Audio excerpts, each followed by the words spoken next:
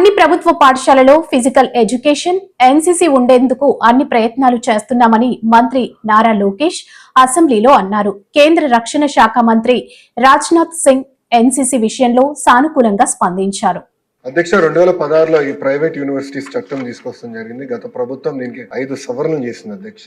ఆ సవరణలు నిన్న నేను ఒక ప్రశ్నకి ప్రిపేర్ అయ్యే సమయానికి నేను చదివితే అధ్యక్ష, మనం చేసిన చట్టాలు యూజీసీ గైడ్ లైన్స్ కి విరుద్ధంగా ఉంది. అంటే వాళ్ళు ఏం చెప్పారంటే ఈ రోజు గ్రీన్ ఫీల్డ్ యూనివర్సిటీ ఏర్పాటు చేయాలంటే టాప్ 100 గ్లోబల్ యూనివర్సిటీస్ తో జాయింట్ డిగ్రీ ఉండాలి అని చెప్తాం జరిగింది. కానీ యూజీసీ ఏమంటుందంటే జాయింట్ డిగ్రీ ఇవ్వాలంటే మినిమం ఇన్ని సంవత్సరాలు ఆ యూనివర్సిటీ ఆపరేషన్ లో ఉండాలి, ఇన్ని ఇయర్స్ ఉండాలని చెప్తున్నారు. అంటే we are in conflict with UGC. So నేను మొన్న కూడా కౌన్సిల్ లో చెప్పాను, ఆ చట్టాన్ని మనం సవరణ చేయాలి, కానీ కొంచెం డీటెయిల్డ్ గా చేద్దాం. అంటే హడావుడిగా చేస్తే మళ్ళీ పొరపాట్లు చేస్తాం. కొంచెం డీటెయిల్డ్ గా చేసి ఆ చట్టాలని సవరిస్తాం జరుగుతుంది. దాంట్లో ఎలాంటి సందేహం లేదు. పెద్దలన్నట్టు పెద్ద ఎత్తున యూనివర్సిటీస్ మనం ప్రోత్సహించాలి. అంటే మేమందరం ముద్దుగా తాతే అంటాం. సో బుచ్చయ్య తాతే చెప్పింది ఏంటంటే చట్టాలు మేము సవరించాలి, దాంట్లో ఎలాంటి డౌట్ లేదు. ఫారిన్ యూనివర్సిటీస్ మనం ఇక్కడ ప్రోత్సహించాలి. అంతేకాకుండా మన దేశంలోనే ఒక అద్భుతమైన ఇన్స్టిట్యూషన్స్ ఉన్నాయి. ఒక ఉదాహరణ బిట్స్. ఈరోజు అధ్యక్ష నిన్నే కేబినెట్ మీటింగ్ లో బిట్స్ అమరావతిలో ఏర్పాటు చేసేందుకు 70 ఎకరాలు కేబినెట్ కూడా ఆమోదం తెలిపింది అధ్యక్ష. బిట్స్ ఆంధ్ర రాష్ట్రానికి వస్తుంది.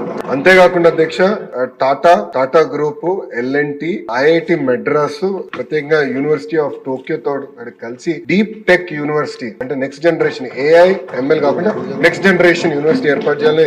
ఇది పర్సనల్ గా గౌరవ ముఖ్యమంత్రి గారు లీడ్ చేస్తున్నారు. ఇది ప్యాషన్ ప్రాజెక్ట్ గా లీడ్ చేస్తున్నారు. ఇది నేను బలంగా నమ్మేది. మొత్తం ఎకో సిస్టమ్ ని రెవల్యూషనైజ్ చేసి యూనివర్సిటీ అది కూడా తీసుకొస్తాను అధ్యక్ష. నేను పర్సనల్ గా తీసుకుని ఒక ఏఐ యూనివర్సిటీ విశాఖపట్నంలో ఏర్పాటు చేయాలని లక్ష్యంతో ఉన్నాం. అదేవిధంగా ఒక స్పోర్ట్స్ యూనివర్సిటీ కూడా చేయాలని అధ్యక్ష. ఇది ఇప్పటి వరకు ఉంది. ఇంతేకాకుండా ఎకనామిక్ డెవలప్మెంట్ బోర్డు తో కూడా అనేక యూనివర్సిటీస్ ఆల్రెడీ చర్చల్లో ఉన్నాయి. ఒకటి యూనివర్సిటీ ఆఫ్ టోక్యో కూడా చర్చలో ఉంది. ఏఎంఏ యూనివర్సిటీ ఫిలిప్పీన్స్ నుంచి కూడా చర్చలో ఉంది అధ్యక్ష. ఇంతేకాకుండా ఇతర యూనివర్సిటీలు కూడా వాళ్ళందరూ వచ్చి కలుస్తా అంటున్నారు. సో ఈ సెషన్ అయిన తర్వాత వాళ్ళందరితో మీటింగ్ పెట్టుకుని పెద్ద ఎత్తున ప్రైవేట్ రంగంలో కేవలం ఇంటర్నేషనల్ యూనివర్సిటీ కాదు, భారతదేశంలో ఉన్న టాప్ యూనివర్సిటీస్ అందరినీ ఆంధ్ర రాష్ట్రానికి తీసుకొచ్చే విధంగా కేవలం అమరావతి విశాఖపట్నమే కాకుండా అన్ని ప్రాంతాలు అంటే రాయలసీమకి వెళ్ళాలి. ఎవరు వెళ్ళాలి? ఇంకో పక్కన కొన్ని పార్లమెంట్లు మనం చూసే గల ప్రభుత్వ విశ్వవిద్యాలయాలు, ప్రైవేట్ విశ్వవిద్యాలయాలు. సో మంత్రి అయిన తర్వాత అది బ్యాలెన్స్ చేయాలన్న ఆలోచనలో అక్కడికి వాళ్ళకి అంటే కొంచెం ₹2 ఎక్కువ ఇన్సెంటివ్స్ ఇచ్చి అలాంటి ప్రాంతాలు కూడా తీసుకెళ్లి అన్ని ఏదైతే పార్లమెంట్ లోనే కనీసం ఒక్క యూనివర్సిటీ అనేది ఉండాలనే లక్ష్యంతో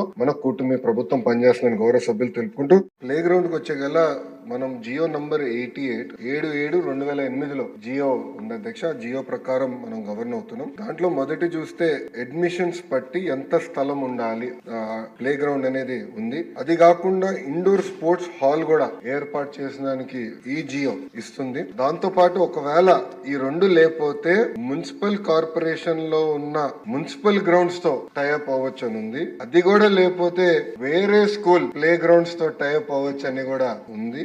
ఇట్లా ఏంటంటే 2008లో ఈ విసులుబాట ప్రైవేట్ పాఠశాలలకి ఆనాటి ప్రభుత్వం అంటే కాంగ్రెస్ ప్రభుత్వం అవకాశం కల్పించింది. మన ప్రభుత్వం వచ్చిన తర్వాత ఈ ఏదైతే పర్మిషన్స్ వ్యవహారం ఉందో మీరు అన్నట్టు దాంట్లో కొన్ని లోటుపాట్లు ఉన్నాయని నా దృష్టికి తీసుకొస్తాం జరిగింది.